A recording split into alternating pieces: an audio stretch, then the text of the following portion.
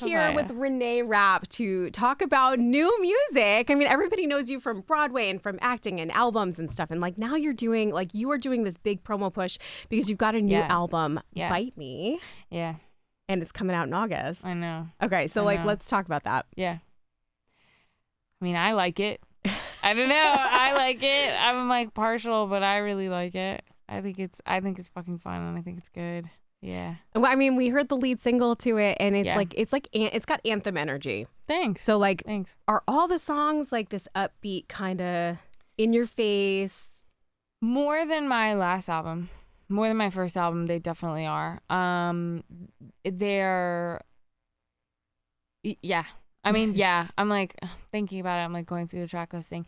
Definitely. I think they're much more up and in your face. I think my last album was like more like mid tempos more than anything, and I think this like album specifically we like struggled more to try and write like ballads and things like that. Do you write for yourself as therapy or do you write for your audience? I write for myself, and I hope that the same like feelings that I get from it translate to like fans and people that listen to it. But I write solely for myself.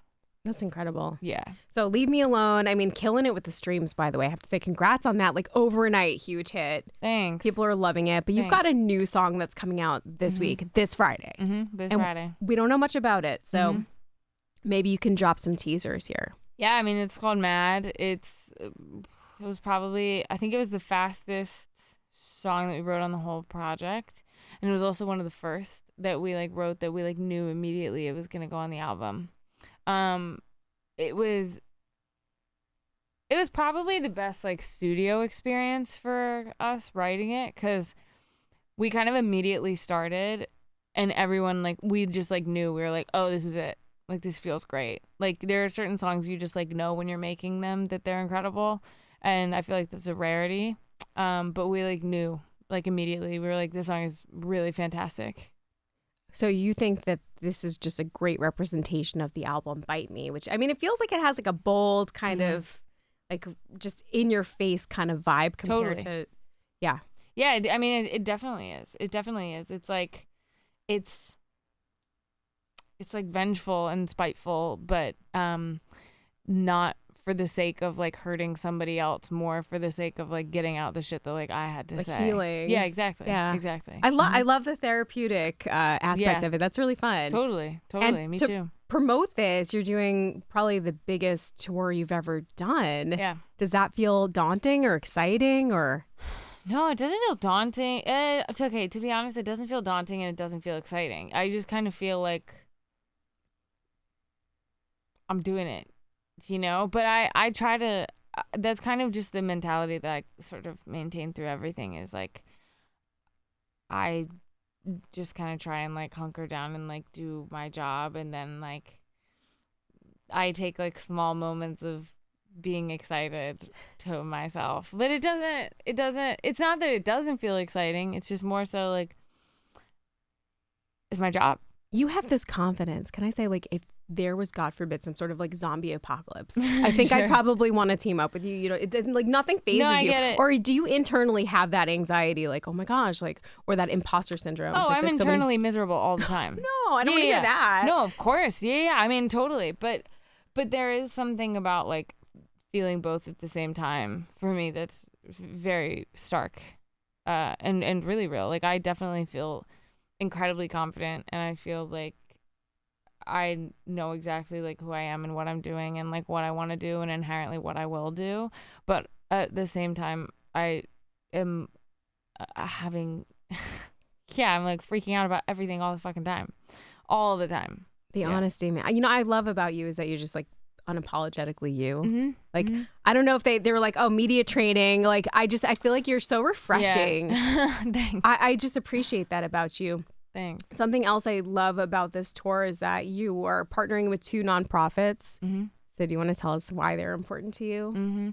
Well, I started like loosely working with Save the Children when I started coming into like brand deals that had a lot of money in it. And I was like, okay, well, if I'm gonna if I'm going to enter this like tax bracket of my life, and if I'm going to be like younger and like making money off of like corporations, then I want to be able to like take it and like reallocate the money. So and my mom worked really closely with me on this because she's my business manager and also is like my moral compass.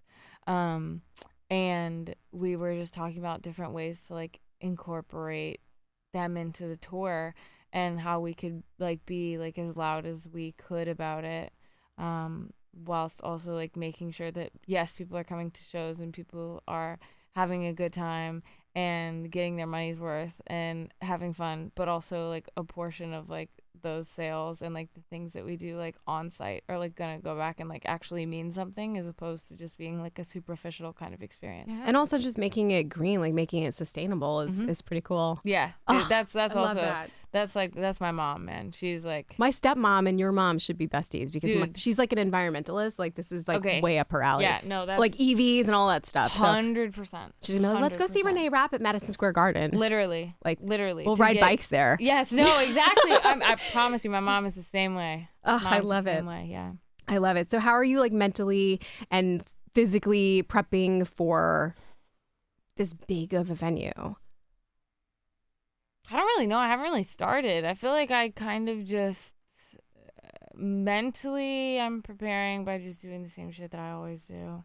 Yeah. Like mentally I'm preparing by being like I need to be alone. I need to be alone and I need to go and be with my friends. I need to hang out with my girlfriend and my family. Nothing, you know, I'm sure that like as it gets like closer to tour, I'll start doing some like really weird shit. Like I love to do all the like weird LA kind of things that, you know, everybody does when you get bored.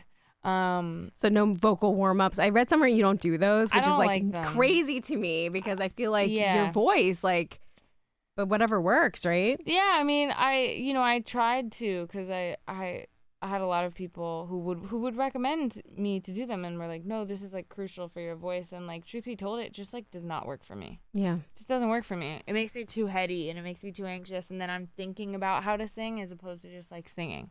Yeah, like, true. You know, there's also something weird about yodeling. Like, of course, yeah. I'm like, I'm not really sure that I want to be hitting that. Yeah. But. Yeah, I don't know. Maybe like one day I'll start. Nah, I'm not going to. I don't. See, you know what? Yeah. Again, like staying true to yourself. I love this about you. Yeah, it doesn't work for me, but like I know that it works so well for so many other people. You know, it's just not really my thing. It never has been. It just makes me too anxious. Yeah. Well, I think the one thing your fans really appreciate about you is that you're just you, and like you're like take it or leave it. You know, yeah, this is it. And I think they're really excited for all the big things for the tour, for obviously the album Bite Me, which is out August 1st, and for the new song, which is out on Friday. Thanks. Reneé Rapp, so awesome to have you here in the K2 studio. Thank you so much. Thanks for having me.